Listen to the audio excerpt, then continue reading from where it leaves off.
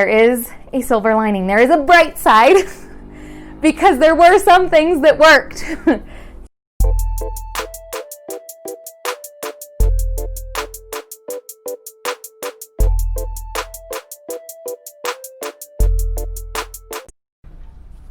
My name is Kayla Barreto. Welcome to Bible with the Barretos. My husband and I are missionaries in Colombia, South America.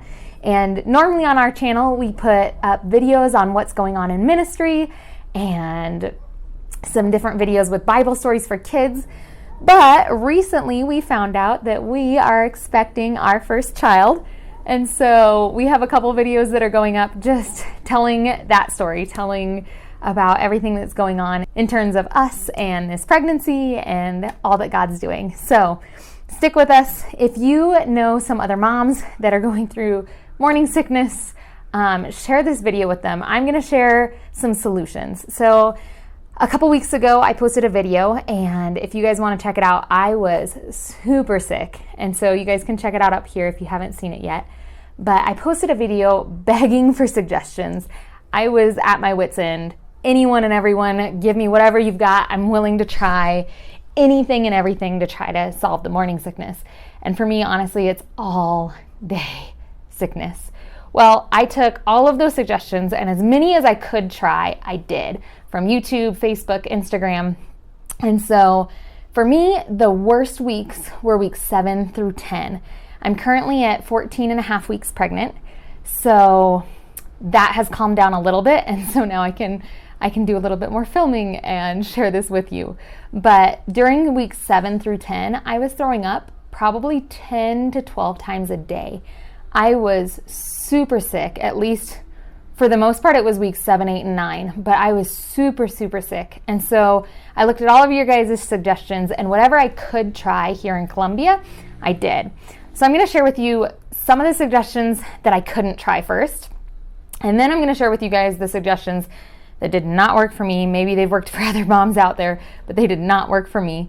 And then I'm going to share with you guys the things that really, really worked. So stick with me to the end, and I'm going to share with you guys 6 things that legitimately worked for me. So first off, the things that I couldn't try. Unfortunately, with COVID and with the pandemic and everything, I live in South America, and so a lot of the products on Amazon were either back ordered or they didn't currently have shipping to Colombia. Amazon ships here, but during COVID it was a little bit difficult. And so some of them said it'll be there in 4 to 6 weeks, which doesn't help me when I'm going through the problems now. So there were some things that I chose not to purchase because they wouldn't have gotten to me in time. But I want to share them with you because they were highly recommended by lots and lots of mamas out there. So the things that were super recommended, they're not too expensive. I'm going to put all of the links in the description to these first few items. But the first one was Preggy Pop Drops. And so they're like these little candies that you can suck on. And a lot of the moms said that it just helped to have something in their mouth. Like they weren't chewing, they weren't eating, but it helped to kind of, I guess, get rid of the sensory overload of smells or nausea or hunger, and to just have that something. And then whatever they make it with was also like a calming effect to their stomachs. And they also have organic. So if that's something you're interested in, Preggy Pop Drops have organic options. You can buy them in packages. You can buy them in like just a single pack. So lots of great options. I'm going to put a couple links down below. Another thing that was really recommended and I think would have worked for me, but I couldn't get them in time, were ginger gummies or ginger chews. And a lot of people recommended one brand that was called Gingins, which they tend to be a higher quality brand, and so there's a little bit more cost to it. But there's lots of other brands out there, so you can always try a couple. I'm going to put a couple of links to the ones that were specifically recommended to me. Gingins, and then there was a ginger gummy that was suggested to me. So because I didn't try them, I'm going to just forward those suggestions to you guys. And if you've tried things like this, please put a comment down below and let others know how it worked for you. All of them said that these ginger gummies, these ginger chews, they're not like spicy like ginger. It just has the flavor and the effect of calming your stomach. The other thing that was recommended were Seasickness Bands. And again, this was something I couldn't get shipped to me in time, but it puts pressure on like the nerves or or just this area, and it's kind of like an acupressure point. And so a lot of people said, especially if you've had success with that with car sickness or with seasickness, it'll probably help you with pregnancy sickness as well. So if you have had success with that in other areas of life, check it out, try it. Again, I'm going to put a link below. And then the last thing, and I did do a little bit of this, is essential oils. So many people recommended lavender. Now, I can't try lavender because I'm actually allergic to lavender. Lavender gives me really, really bad headaches. But I was able to try peppermint. I actually had some peppermint essential oil that I was gifted by one of my moms of one of my students when I was a teacher in the States. And so I actually had some of that. And for me, it was too much to have it tactile, to have it like on my skin, because many people recommend like put it on your wrists or put it on your chest. For me, to have it actually on me was overload. It was too much. But in those moments where either my husband was cooking or I just felt really nauseous, if I just passed it under my nose for a few minutes, that did seem to help me. So essential oils, if you have a diffuser, I'm sure that would work as well. For me, it was too much to have it on my skin, but it did work in terms of being able to smell the peppermint. Now, here are things that I tried that did not work, and I do not recommend. They might work for you, they work for many women. For me, it did not work. So many women recommended that I try drinking lemon or ginger. So either make a hot tea with lemon and ginger, like fresh ginger where you grate it up, or you put a slice of it in the boiling water to make hot tea, or squeeze lemon into sparkling water or tap water. For me, the taste was fine. Like, I didn't mind the taste of it. But the problem was, now, if I had drank it and it had calmed my stomach, it would have been fine. But my problem was I drank it, but then it came back up. And those two things, lemon and ginger, they are spicy. Ginger is spicy and lemon is acidic. And so it burnt. Like, it was horrible. Absolutely horrible. And that was with like all my food. I actually started picking what I ate based on what was the least painful or the least disgusting if I was to have it come back up. Saltines and ginger ale was another really, really popular suggestion. And I know for tons of pregnant women, this works great. The recommendation was that you break off a little piece of saltine, have little bits at a time, always have it on hand so that you don't get hungry. Ginger ale as well, if you can get it with real ginger and just kind of sip it, were the suggestions I had. Now, I tried that for probably weeks 7 and 8 pretty consistently. Like, I had the saltine crackers right by my bed. I would open them up and eat 1 or 2 crackers before I got up in the morning. Same thing with ginger ale. I tried to sip it throughout the day or throughout a meal. But what I realized in about week 8 during blood work tests and things, I have insulin resistance. And so my body reacts a little bit differently to sugar. And so because of that, saltines are a starch. It turns into sugar. Ginger ale is pure sugar. Well, because I was drinking and eating sugar more than I was eating other things, that actually made my nausea worse. So if you happen to have issues with sugar or insulin, or blood glucose levels, or if you have insulin resistance, that might be something that's triggering the nausea. So when I slowed down and stopped eating simple sugars or simple carbs, it actually tapered off a little bit of that nausea as well. So that was something, for me, it just didn't work. Another thing was I was told don't eat and drink at the same time. Separate your solids and liquids.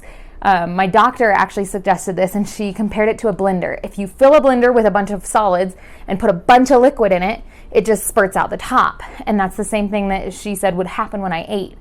And I was also recommended by a couple other women as well. So I tried that.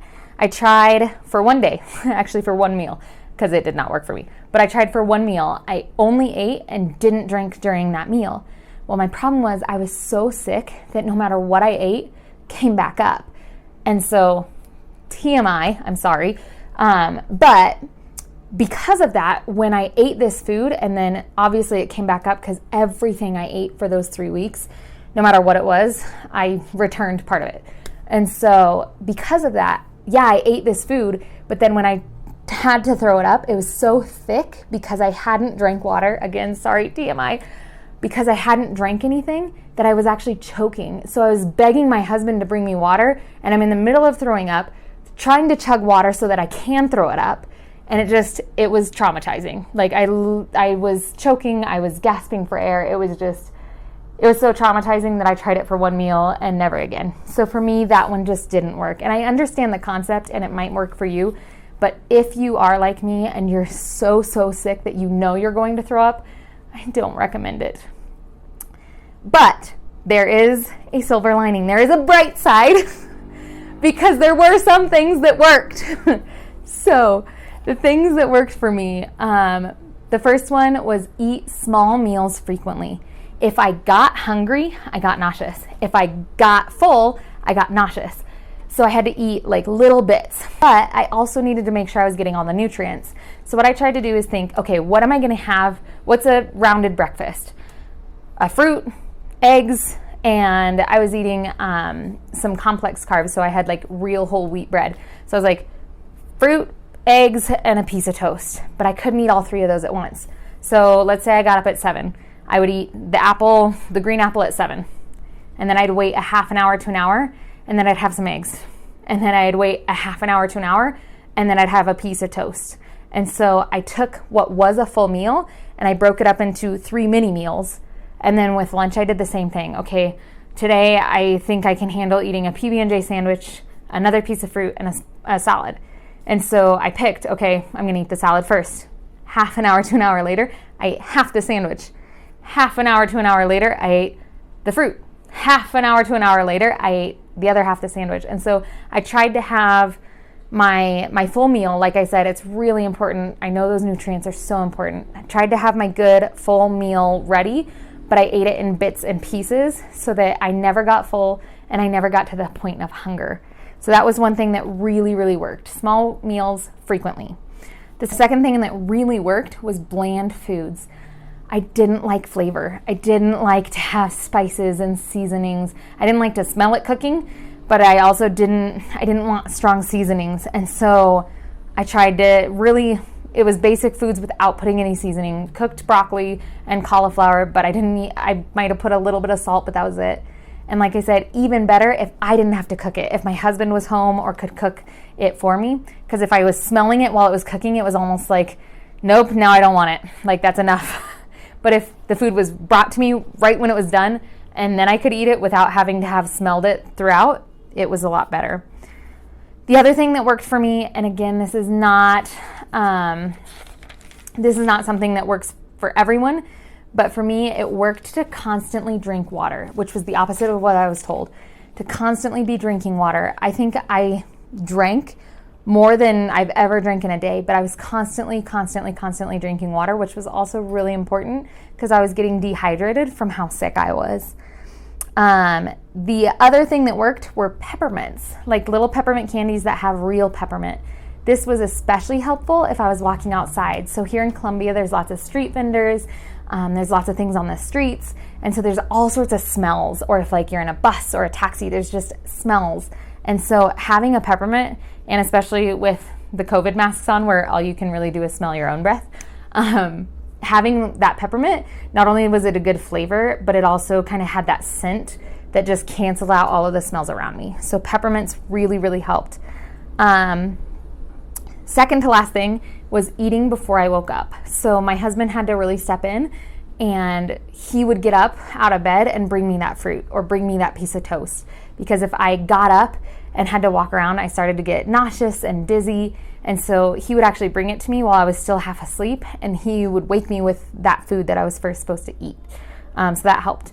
The last one, and I'm going to put a disclaimer on this, I'm not a doctor, so this is not a medical recommendation. This is not a suggestion to follow medically. But for me, because I was so sick and throwing up so much, and they were so worried about dehydration, in 2 weeks, I actually lost 2.5 kilos. I'm not sure what that is. I'll look it up and put a note here. But in 2 weeks, I lost 2.5 kilos. And so they were really worried. And so they actually put me on a medication for a while. And from what I was able to look up, the medication is in Spanish, but from what I was able to look up, it was almost a combination of a really low dose sleeping pill with vitamin B6. And so that really helped to taper. I took one pill at night. I think it was like 10 milligrams. So pretty low dose. One pill at night before I went to bed. And then I was better for the rest of the day. I was still nauseous, but at least I wasn't throwing up as much. It might've been 1 or 2 times a day, which for me, that was reasonable. That was manageable. So those are my suggestions. I'm going to recap the things that worked. Eat small meals frequently, bland foods, peppermints, constantly drinking water, eating before I got up, and then the last one was that medication, which if you are to that extent so bad, talk to your physician, ask them about it. I know everyone's different. I tried to stay as far away from medications as I could, trying to be very responsible and careful with me and with my baby as well. But this was just one of those situations that I am so thankful that it was an option, that I was able to take it. So those are my suggestions. Again, if you want to check any of those things I said out, I'm going to put some links down below in the description box. If you liked what you saw, please feel free to give it a thumbs up, subscribe, share this video with other expecting moms that this information might be helpful, at least to give them some ideas to try. Every mom's different. Every pregnancy is different. But if I can help another woman out there to not suffer like I did, that's the goal. Thank you guys so much for checking out our channel. We enjoy being missionaries here in Colombia. We are praying and excited for what God has in store for the rest of 2020 and for next year as well. So blessings and have a great day.